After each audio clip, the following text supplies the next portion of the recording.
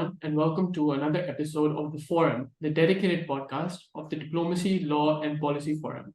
Today, I am joined by Mr. Mubashar Rizvi, who is a research associate and data analyst at the Research Society of International Law. He also holds expertise in the law of the sea. Thank you for being here, Mubashar. Good to have you. Thank you for having me.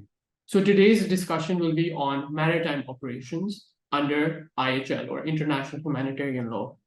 Just to contextualize this discussion, Mubashir, could you please explain to the viewers why understanding the law of the sea or the international law of the sea, why that is important, particularly in today's climate? Sure. And so, I'd like to take you back a step, and before understanding why the law of the sea is important, I think perhaps it's important for us to understand why the sea itself is important.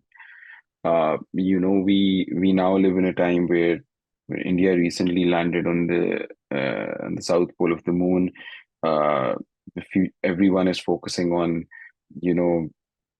what warfare in space might look like. There have been a significant advancements in aerial warfare technologies and whatnot.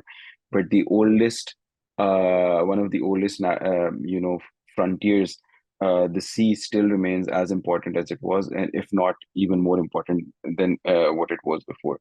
We've heard about China's Belt and Road Initiative, how heavily that depends on the oceans. Recently at the G20 summit, the IMEC, the India Middle East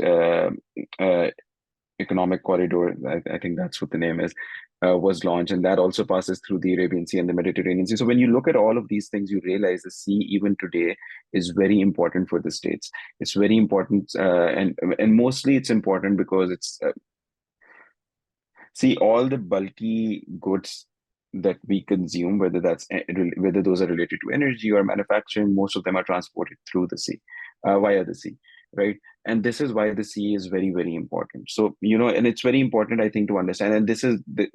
And this importance is related to the economic security of a lot of states. And when countries feel that their economic security is being threatened, then it becomes an issue of national security, and then the sea once again becomes a frontier of maritime operations. Now, the days of face-to-face naval warfare have reduced significantly since the end of the Second World War, but that has not stopped countries from massively upgrading their naval capacities.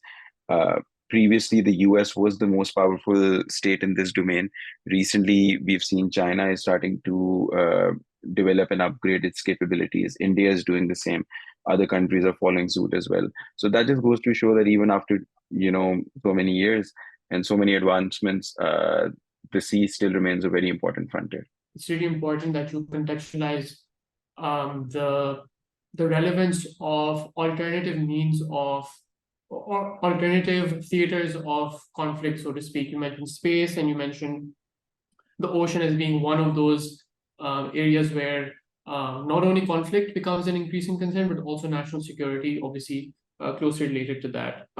So just following from that line of thought, what are some of the more pressing current issues in the law of the sea that we continue to see today? Right. See, it depends. Again, the interesting thing about the law of the sea is, and in the oceans in general, is as countries that become more and more technologically advanced, and the same could be said for every other domain as well. More and more challenges start popping up, but some of them are still very traditional, related to your boundaries, etc., and some of them are related to advancements that are being made in the field. And you previously also asked, why is the law of the sea important, right? And I'll just like to add a few points on that before we go on to some of the more contemporary issues. Previously, a couple of 100 years back, the best people could do was navigate a few meters or a few miles from the coast, right? And you could generally ensure your security on your maritime boundaries. Now countries have the capacity to creep up right up to your shore 1,000 miles away, and then do whatever they want. So that was the first issue, and this also leads to one of the first contemporary issues in the law of the sea: boundary delimitations. And the issue here is not only that countries want to secure their maritime frontiers, but also where do those frontiers lie? We still have cases where states are arguing over how much their territory should be. There are disputes, maritime delimitation disputes ongoing right now between several different countries. And you might wonder how much of a difference does that make as long as another country is not attacking you, right? Because your goal is to secure your frontier. So, if you can do that, what's the issue?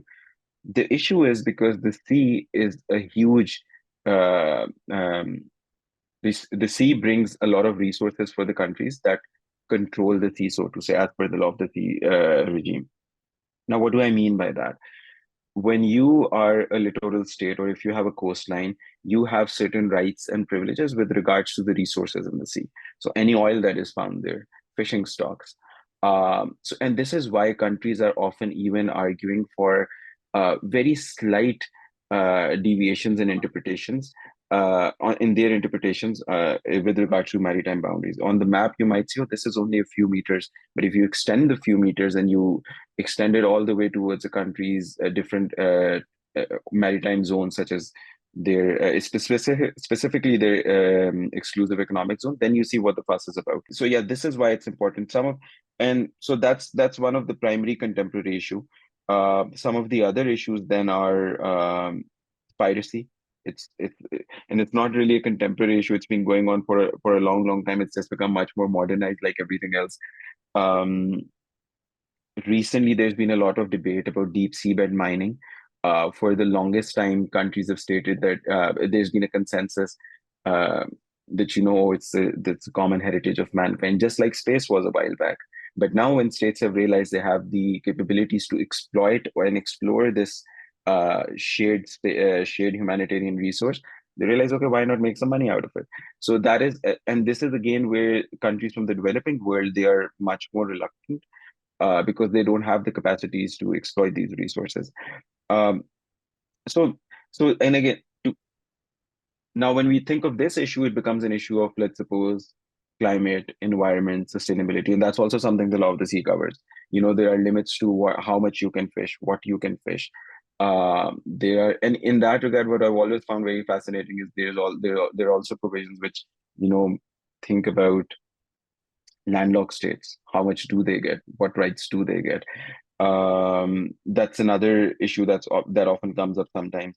But I think the primary issue which can potentially lead to, and when we're thinking in terms of the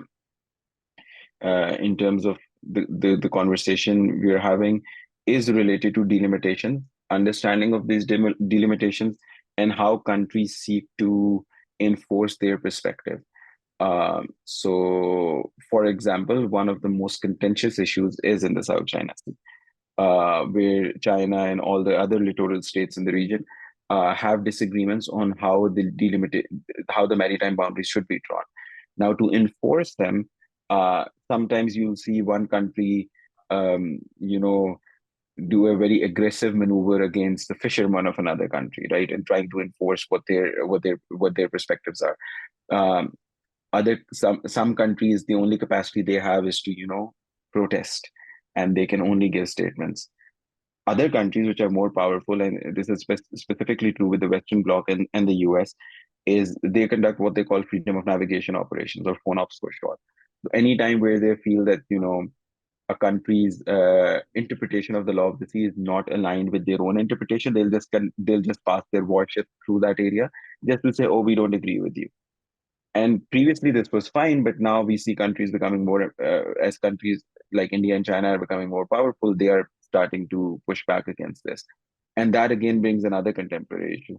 And I think perhaps one of the most contentious ones, especially when we consider the position and the power of China and the US in the global system. All right, yeah. So I think you did mention quite a few, not even quite a few, a plethora of issues with the law of the sea and how it pertains to national security concerns, but then also how it relates to economic security. So you mentioned deep seabed mining, and you also mentioned the sort of dichotomy, or not even the dichotomy, but the different approaches that developing states and developed states may have. And obviously, very recently we had the convention on uh, the BBNJ convention on the biological diversity beyond national jurisdiction, which aims to conserve biodiversity and marine genetic resources in the high seas. And we know throughout history, the high seas have largely been unregulated when it comes to the law of the sea, and that's just because the nature of the distance from the coast of the high seas themselves, but also just the sheer vastness of the high seas. And only recently have more developed states actually garnered that technology to then go out into the high seas and exploit the minerals there that may have useful uses, may have beneficial uses, I should say. But again, that does leave um, developing states at the sort of at the bottom rung of the ladder. Um, And so if I can, again, sorry, if I could just yeah, add go ahead. one thing to that, and I'm just, as you were speaking, I was wondering, what if we even leave the high seas, let's suppose, right?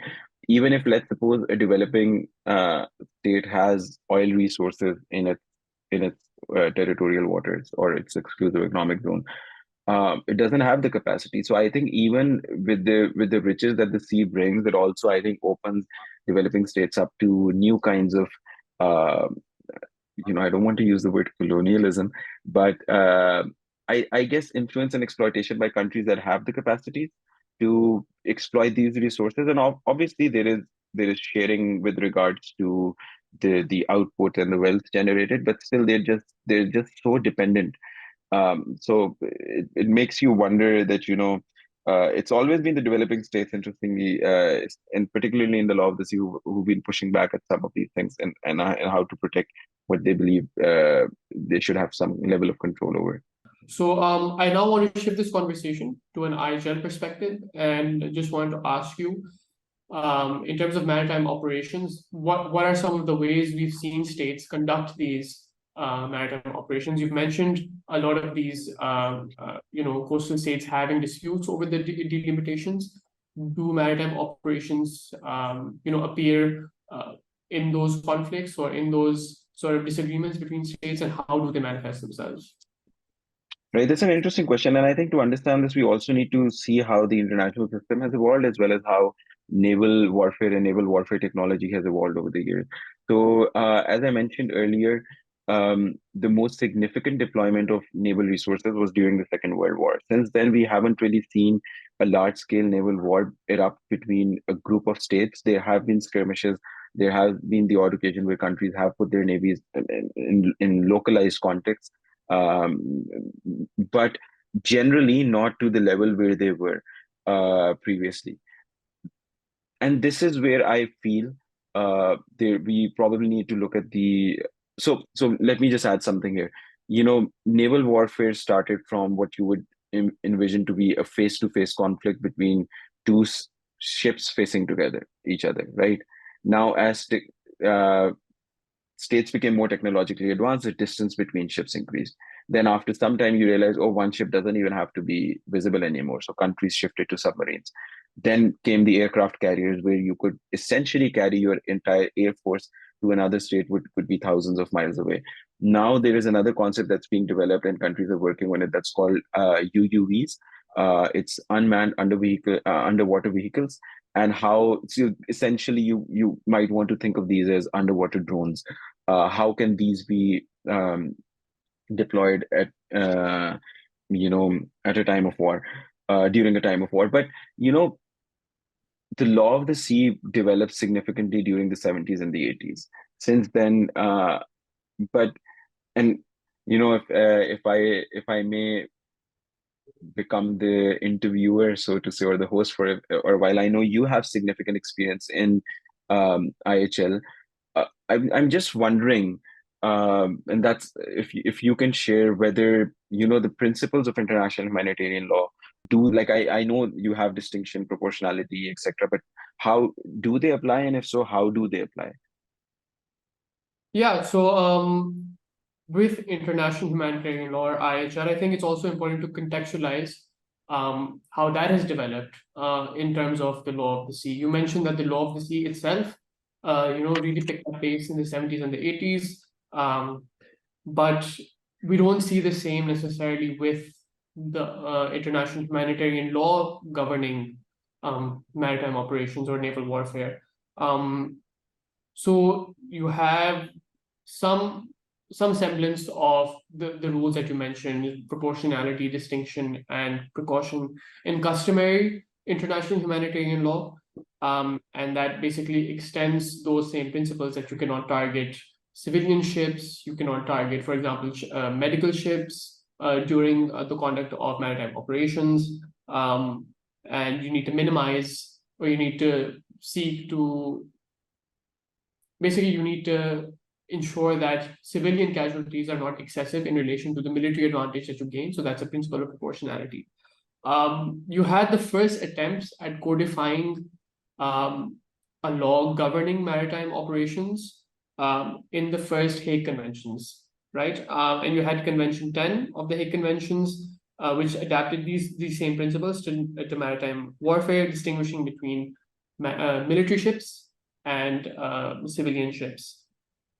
Those same conventions tackled sporadic areas of maritime operations. So you had, for example, the protection of the sick, wounded, and shipwrecked, and the protection of, there was also illegality of laying underwater mines. So that was also within the Hague Conventions.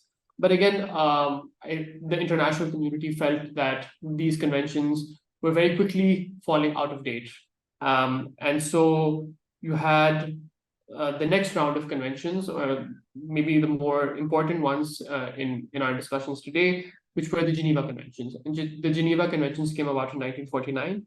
And you have a dedicated convention on the amelioration of the condition of wounded, sick, and shipwrecked members of armed forces at sea. And this effectively replaced Hague Convention number 10. Again, this does not necessarily govern how operations are to be conducted at sea. Rather, it governs how we must treat those who are shipwrecked or wounded at sea, and what their rights are, as well as what the obligations of states are when they are dealing with shipwrecked members of armed forces. Can I just ask you something over here, because and I was thinking about it when you were talking about the Hague Convention. See, because a lot of the emphasis has been on civilians, protecting civilians, and as you rightfully said, caring for the wounded, the shipwrecked, etc., and non-combatants. What if there are two combatant ships, and if someone fires a bullet at you, do you blow their entire warship up and kill, or 100 and 150, however many crew members they might be on board? How does IHL as it stands today have any provisions in that regard, or does it do, or has it attempted to perhaps deal with some of these issues? Yeah, so I think you raise an important point, that of course we know that a fundamental principle of IHL is distinguishing between a military target and civilians who you cannot target, right? But then another fundamental principle is the principle of proportionality. With regards to the principle of proportionality, we should also contextualize this with developments in IHL as it pertains to maritime operations. So we have the San Remo manual, which came about in the 1990s. And what that did was it sort of restates the applicable IHL principles to maritime operations. It's a non-binding document, right? But it still provides some guidance to states when they are conducting maritime operations. And one of those, or at least some of those principles, do include proportionality. So that essentially means that whatever collateral damage may be foreseen when conducting a particular military operation, the damage to civilian infrastructure or civilians or non-combatants generally is not excessive to the military advantage that is gained when conducting that operation. Again, the San Remo manual does not necessarily explain this in much detail. Rather, it does say that you must take certain precautions when you are about to launch an attack. For example, you need to warn a particular ship that you are going to launch an attack. for example, if you believe that a hospital ship or a civilian ship is actually secretly carrying, for example, military objectives, or maybe carrying weapons, and those ships may be used to launch attacks at a military ship, you can also warn them and say that, listen, we believe that you are not actually a civilian ship, or you're not necessarily a hospital ship, and we have reason to believe that you are, actually a military ship, and we're going to attack you. Similarly, there are principles with the use of certain weapons. So, for example, there are excessive rules on how states, if they are to, for example, lay underwater mines, what those mines actually, or how those mines should actually be designed. So they should not necessarily be designed to go off automatically. And after a certain period of time, those mines should themselves sort of be neutralized so that they don't just randomly go off after a conflict has ceased. So, I mean, the San Remo manual does really encapsulate a lot of these principles, and it does provide a lot of detail on how, how these IHL principles, including the principle of proportionality you talked about, how they apply. But again, it's interesting to note that you see the same basic fundamental principles of IHL as they apply to conflict on land, apply to the maritime operations. And again, what the San Remo manual does is it applies those within the framework of the law of the sea convention, the UNCLOS. And so it also sets out what duties, for example, a territorial state might have, or if a territorial state's waters are being used by other parties for a conflict, what duties do those states have? So I think it's really important that we also understand that it is a positive development in IHL pertaining to maritime operations. But again, what we're also seeing is that it is also sort of falling out of there are certain developments in maritime operations that do shed light on perhaps the shortcomings of the San Remo manual. And you mentioned that a bit earlier, with the development of UUVs, those are, again, autonomous weapons. And we see a lot of discussions with autonomous weapons just happening generally within the international community, and their relevance within IHL, and how IHL principles should apply to govern the use of autonomous weapons and the use of artificial intelligence generally when conducting maritime operations. So I think that is one important challenge to. Yeah, go ahead. Yeah, because I was wondering, so you said the San Remo manual came out in the 90s, and things are developing at such a rapid pace. I've been casually observing some of the discussions on IHL in cyberspace, IHL in autonomous weapons, um, drones, and like I said earlier, UUVs, how IHL would apply here. So it's very interesting, and I'm just wondering, so how does it work? Let's suppose states were to agree with something that deals with IHL and cyberspace. Would that also then apply to using the cyberspace for naval maritime operations, or would there need to be a separate discussion on that? Or similarly for autonomous weapons? Because when we think about autonomous weapons now, we just think about killer robots or drones in the sky. But I don't know whether these conversations are also happening with regards to maritime operations. So, if you happen to know anything about that, like, please do share. I mean, what I do know so far is that the international community is struggling to reach a consensus on how artificial intelligence or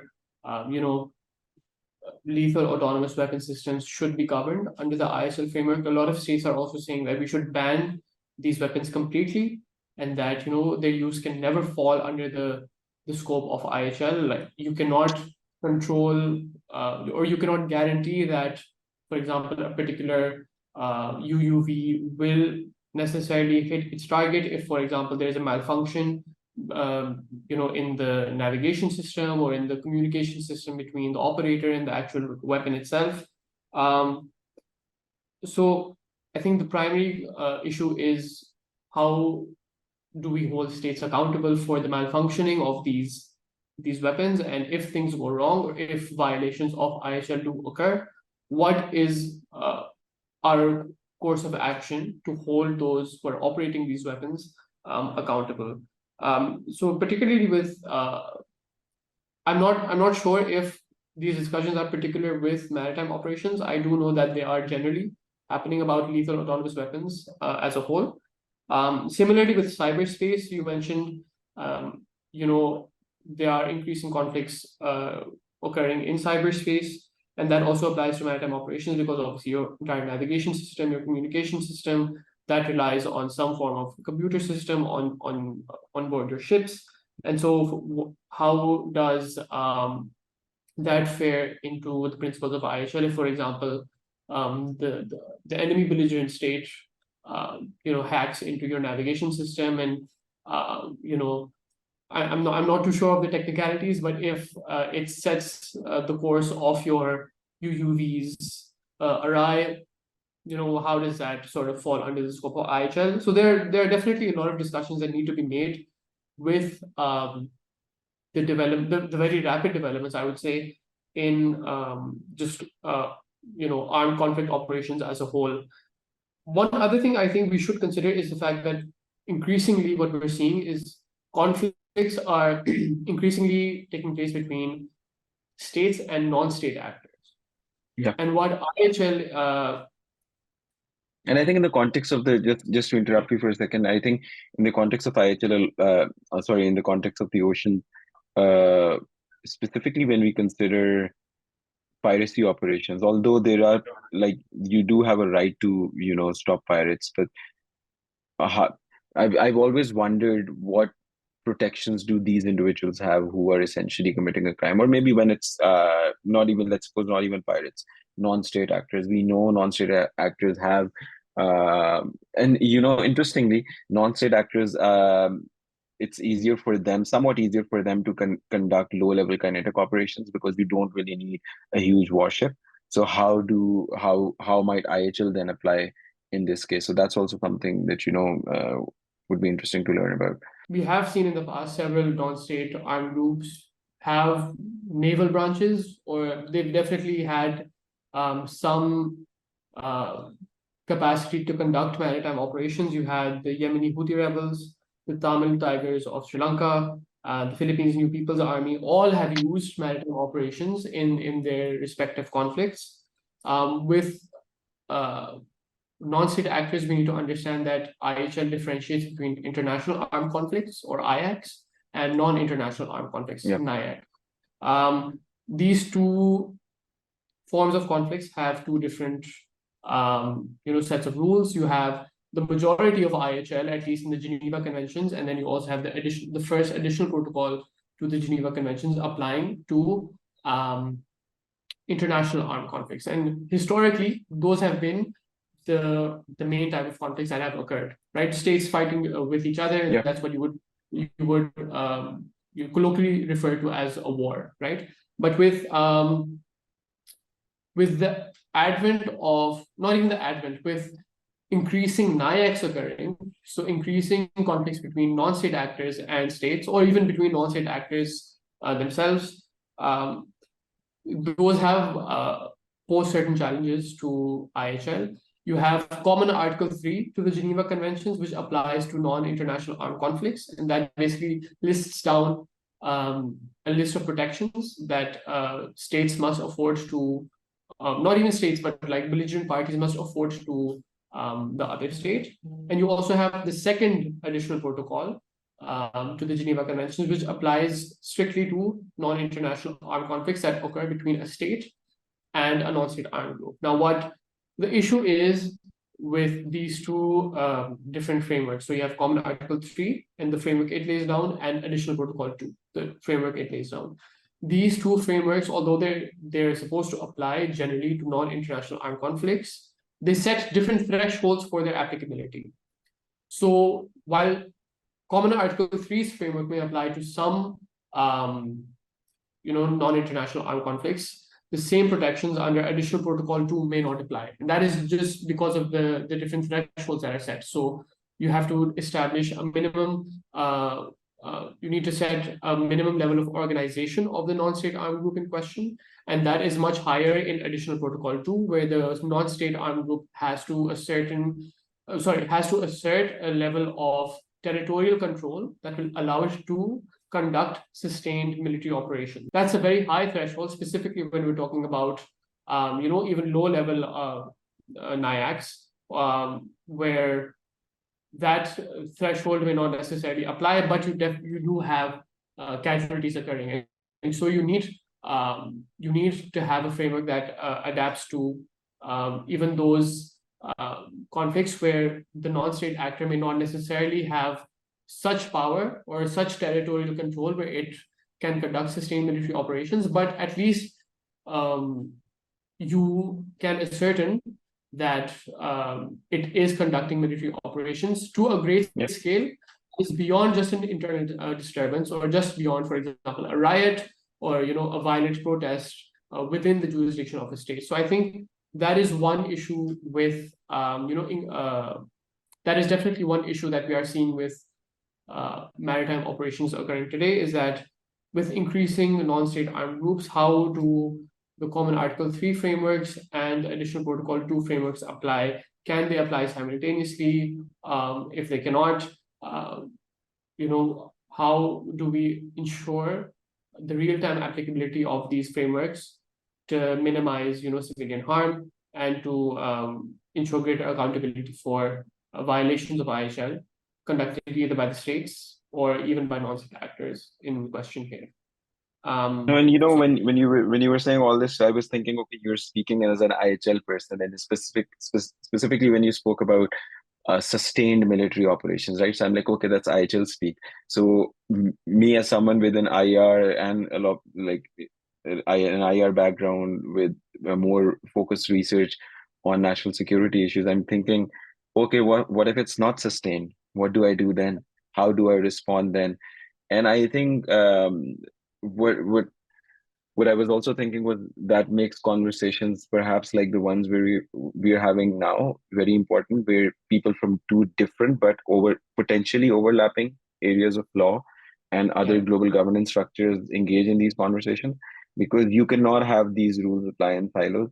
You can say, okay, IHL says this, but my national security concerns or some other thing might be completely different. And as you very rightfully said, the threshold is very high. So what do I do then? Do I just sit silently? Maybe it's just a small coastal village that's been sheltering people. And I know there's only 10 militants, but there's 100 civilians. But what do I do? Every few weeks they come in and launch an attack on one of my ports. What do I do? So it's very interesting, and I think it's very challenging as well, particularly from both perspectives, from an IHL perspective, but also with regards to how a state responds to these challenges. Yeah.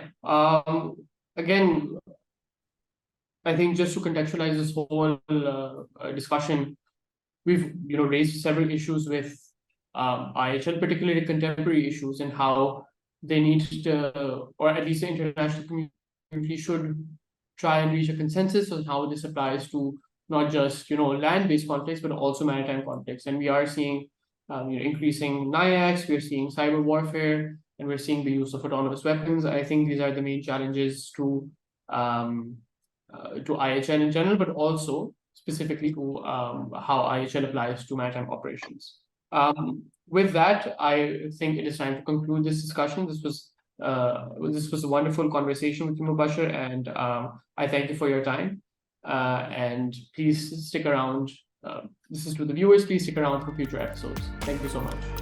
Thank you for having me, Raas. I definitely learned a lot about IHL and naval operations. Thank you.